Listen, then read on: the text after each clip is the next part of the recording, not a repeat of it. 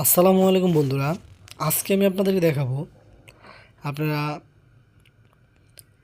আইএলটিএসের ভোকাবুলারির জন্য কোন বইটি কিনবেন। তো এটি হচ্ছে কেমব্রিজের আইএলস ভোকাবুলারি উইথ সিনোনিম। আপনারা ভোকাবুলারির জন্য আপনারা এই বইটি কিনতে পারেন। এটি হচ্ছে আইএলসের ভোকাবুলারির জন্য। তো দেখুন এটির মধ্যে কী কী রয়েছে।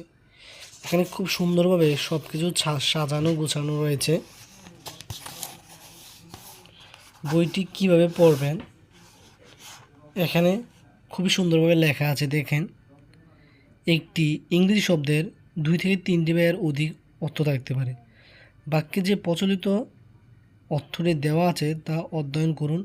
মনে রাখবেন, ইংরেজি শব্দের সবচেয়ে প্রচলিত একটি অর্থ জানাও মনে রাখা যথেষ্ট। মাঝে মাঝে ইংরেজি সেন্টেন্সটি পরের শব্দের অর্থটি বুঝতে চেষ্টা করুন।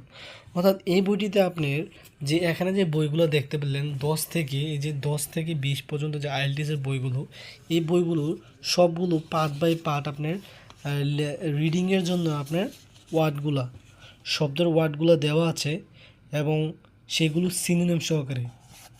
যে দেখতে পাচ্ছেন রিডিং প্যাসেজ 1, ঠিক আছে। যে এখানে শব্দগুলো দেওয়া আছে ওয়ার্ড, অর্থ এবং সিনোনিম।